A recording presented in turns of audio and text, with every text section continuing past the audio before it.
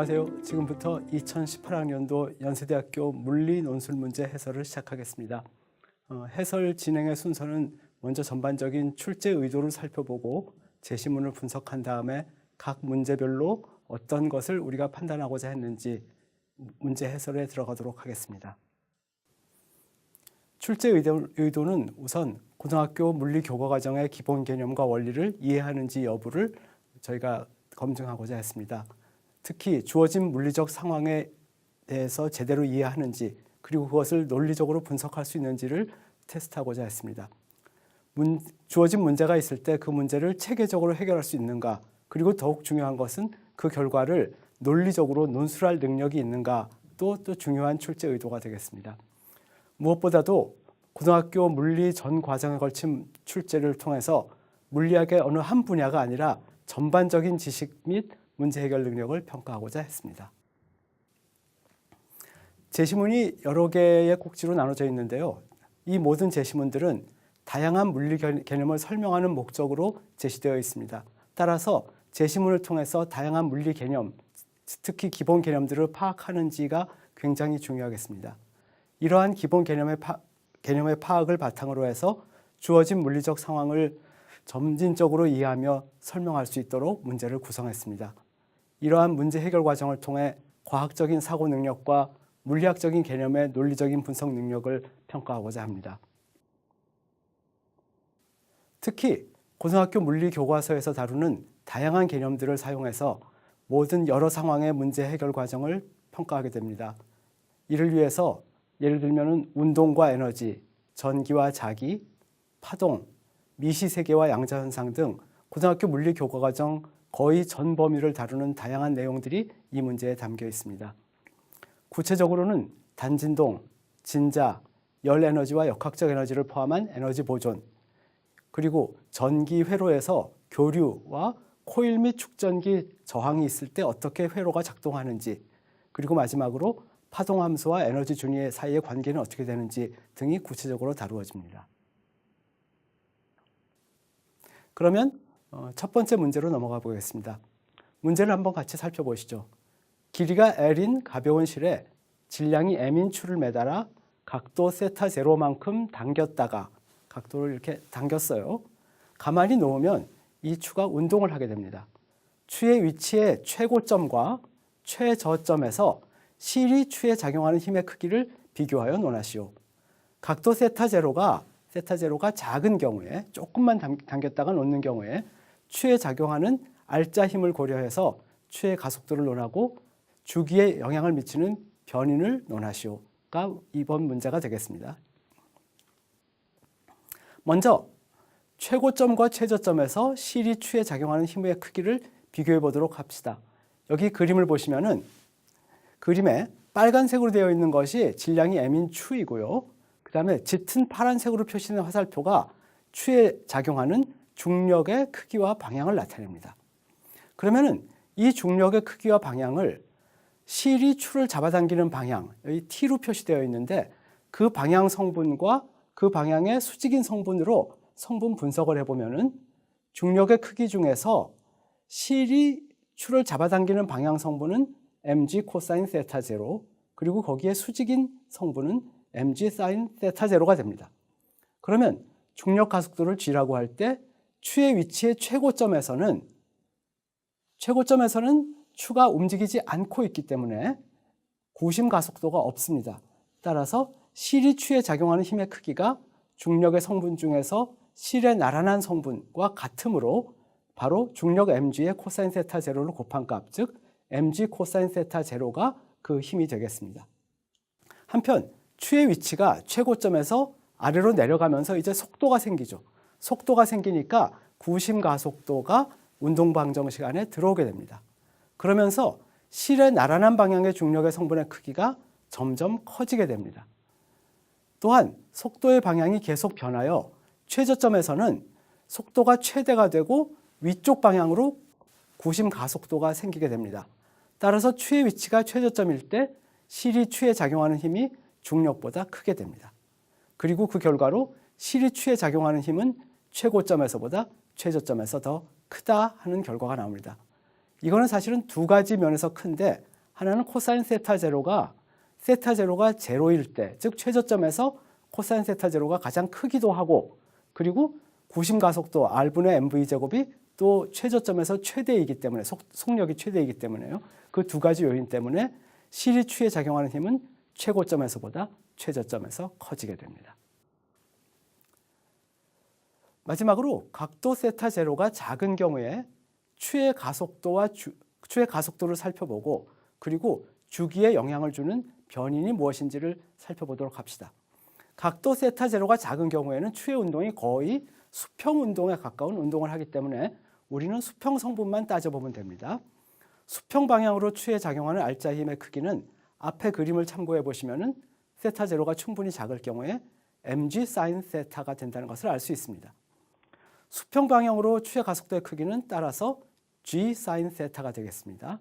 그리고 여러분들은 교과 과정에서 추의 운동의 주기는 2파이 루트 g분의 l이라는 것을 배우셨을 테니까 주기에 영향을 주는 변이는 바로 실의 길이 l이다 하는 것이 정답이 되겠습니다.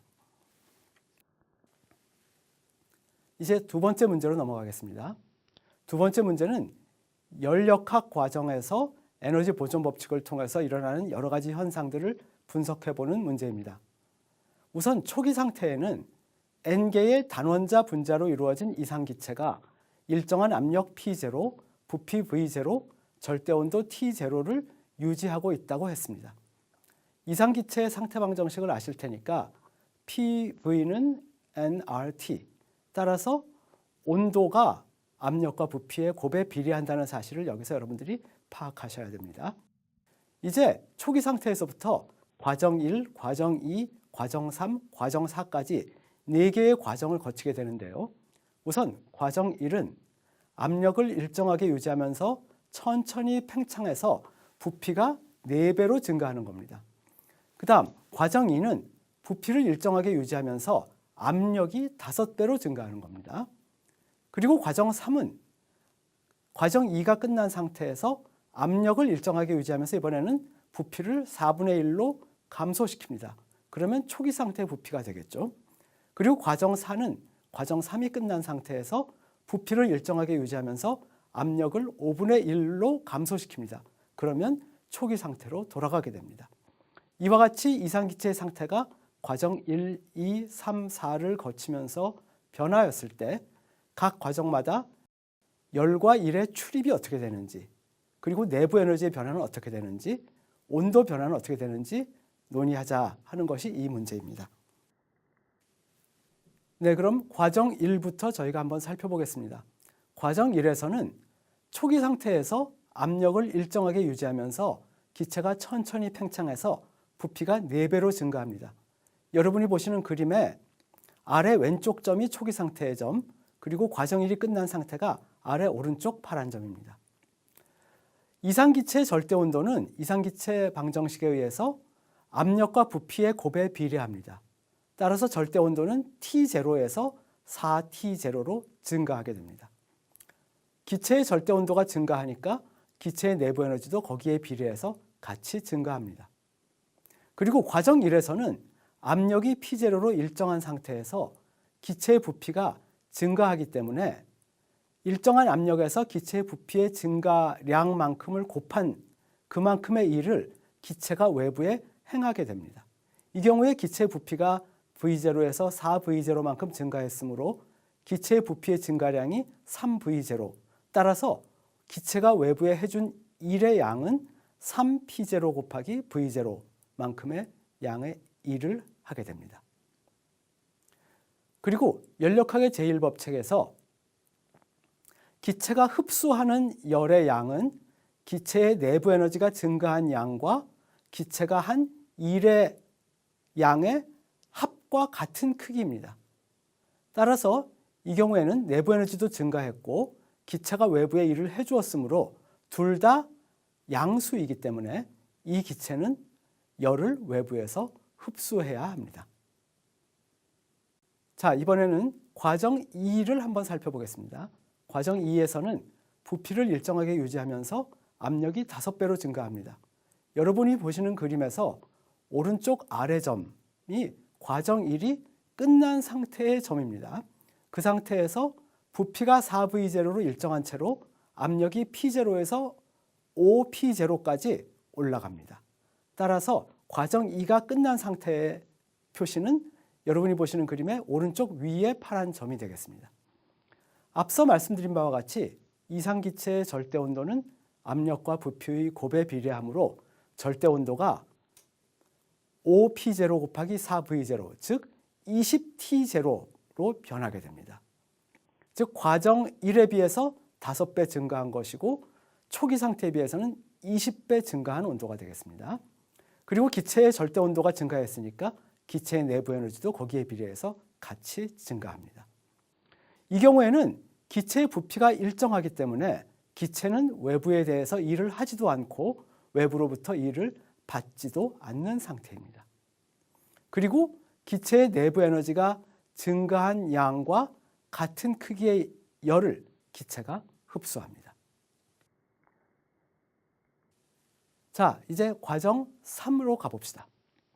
과정 3에서는 과정 2가 끝난 상태에서 압력을 일정하게 유지하면서 부피가 4분의 1배로 감소합니다. 따라서 과정 3이 끝난 상태에서의 이 기체의 상태는 부피가 V0, 압력이 5P0입니다. 따라서 이 기체의 절대온도는 5 곱하기 T0가 되겠습니다. 기체의 절대온도가 감소했죠. 따라서 기체의 내부 에너지도 감소합니다. 압력이 5P0로 일정한 상태에서 기체의 부피가 3V0만큼 감소했습니다. 이것은 기체가 15P0V0만큼의 일을 외부로부터 받은 것을 뜻합니다. 기체의 내부 에너지가 감소했고 기체가 받은 일의 합과 같은 크기의 열을 기체가 방출하게 되겠습니다. 과정 4를 살펴보겠습니다.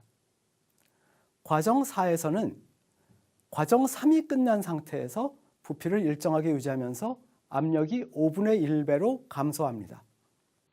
따라서 온도가 5T0에서 그냥 T0까지 감소하게 됩니다. 절대 온도가 감소하죠. 기체의 절대 온도가 감소하므로 기체의 내부 에너지도 감소합니다. 그리고 기체의 부피가 일정하기 때문에 기체는 일을 하지도 않고 받지도 않습니다. 그리고 기체의 내부 에너지가 감소한 양과 같은 크기의 열을 기체가 외부로 방출하게 되겠습니다. 이제 세 번째 문제를 살펴보도록 합시다. 세 번째 문제는 교류 전원이 연결된 전기 회로열을 우리가 어떻게 이해하는지에 관한 문제입니다. 세 가지 상황이 나와 있는데 첫 번째 상황은 코일만 있는 회로가 교류 전원에 연결되었을 때 회로에 흐르는 전류가 어떻게 될 것인가. 두 번째 상황은 축전기만 있는 회로가 교류 전원에 연결되었을 때 회로에 흐르는 전류가 어떻게 될 것인가. 그리고 세 번째 상황은 코일과 축전기와 저항까지 한꺼번에 직렬로 연결된 회로가 교류 전원에 연결되었을 때 회로에 흐르는 전류에 대해서 논하라 하는 것입니다.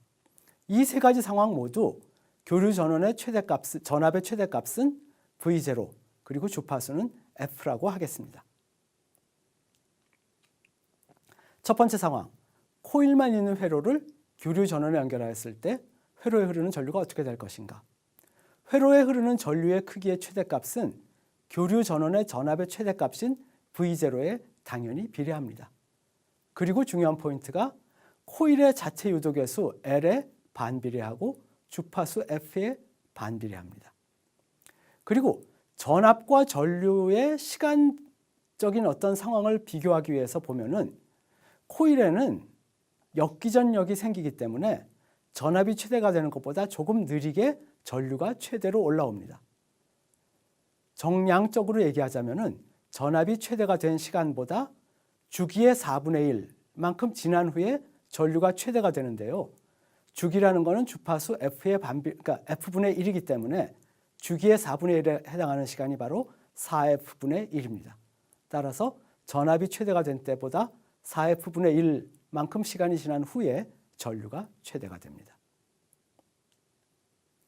두 번째 상황은 축전기만 있는 회로를 교류 전원에 연결했을 때 회로에 흐르는 전류가 어떻게 될 것인가 하는 문제입니다.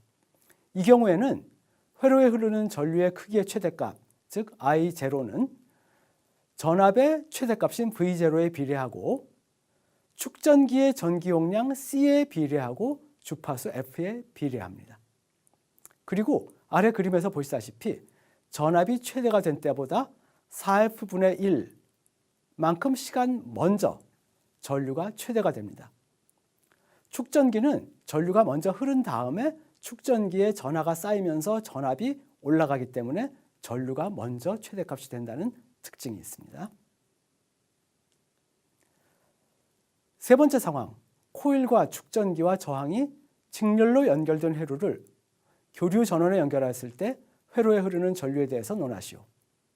저항의 크기를 R이라고 하고 코일의 유도 개수를 L이라고 하고 축전기의 전기 용량을 C라고 한다면 회로에 흐르는 전류의 크기의 최대값은 슬라이드에 나와 있는 바와 같이 루트 R제곱 플러스 괄호 열고 2파이 FL 마이너스 2파이 FC분의 1 괄호 닫고 제곱 이 전체의 루트에 반비례합니다. 따라서 루트 안에 들어있는 게 가장 작은 값이 될 때 전류의 크기의 최대값을 얻게 됩니다. 루트 안에 들어있는 게 가장 작은 값을 만들려면 괄호 안에 들어있는 값이 0이 될 때입니다. 그것을 만족하는 주파수 F는 2파이 루트 LC분의 1입니다. 따라서 주파수가 2파이 루트 LC분의 1일 때 전류의 크기의 최대값이 가장 커지게 됩니다. 이제 네 번째 문제로 넘어가겠습니다.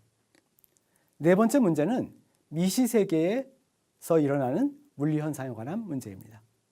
길이가 L인 1차원 상자 속에 질량이 M인 입자 한 개가 갇혀 있다고 생각해 봅시다.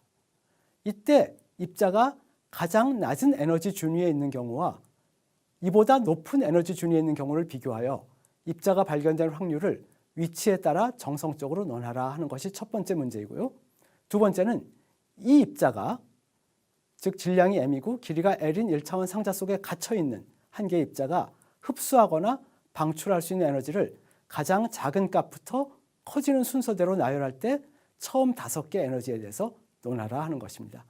단 전제 조건이 이 입자는 절대로 상자 밖으로 빠져나갈 수 없으며 상자 내부에 있을 때에는 어떤 힘도 받지 않는다라고 가정하겠습니다. 여기 그림을 보시면은 입자가 갖는 에너지에 따라서 입자가 상자 속에서 발견될 확률을 나타내주고 있는데 제일 아래에 있는 것이 가장 낮은 에너지 상태, 그리고 아래에서 두 번째 있는 그래프가 두 번째로 낮은 에너지 상태, 아래에서 세 번째 있는 그래프가 세 번째로 낮은 에너지 상태에 입자가 발견될 확률 분포를 나타내주고 있습니다.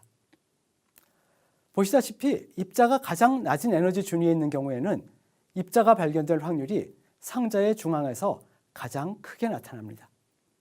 그리고 입자가 점점 높은 에너지 준위에 올라갈수록 상자 안에서 입자가 발견될 확률이 가장 높은 에너지와 가장 낮은 그러니까 입자가 발견될 확률이 가장 높은 지점과 가장 낮은 지점이 점점 빽빽하게 진동을 하게 됩니다. 따라서 일정한 간격으로 이러한 빽빽하게 진동하는 형태의 확률 분포가 나타나게 됩니다. 에너지 준위가 높아질수록 입자가 발견될 확률이 가장 높은 에너지 위치와 입자가 발견될 확률이 없는, 그러니까 확률이 0인 거는 발견될 확률이 없다는 소리죠. 그 위치의 간격이 점점 줄어드는 것을 볼 수 있습니다. 입자가 흡수하거나 방출할 수 있는 에너지의 크기는 입자가 가질 수 있는 에너지 준위 사이의 차이만큼입니다.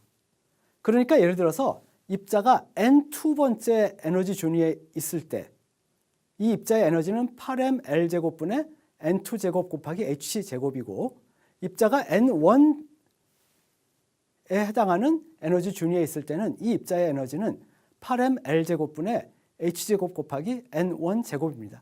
따라서 n2에서 n1으로 입자가 떨어질 때에는 이 에너지 차이만큼 빛을 방출하게 되고 n1에서 n2로 올라가려면은 이 에너지 차이만큼 밖에서 빛을 흡수해야만 올라갈 수가 있습니다.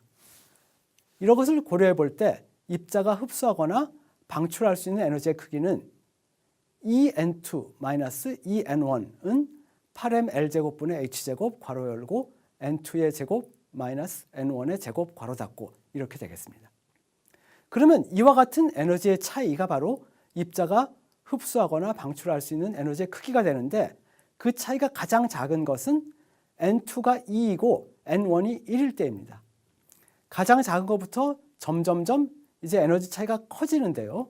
두 번째로 작은 것은 n2가 3이고 n1이 2인 경우, 세 번째는 n2가 4이고 n1이 3인 경우, 그리고 네 번째는 n2가 3이고 n1이 1인 경우입니다.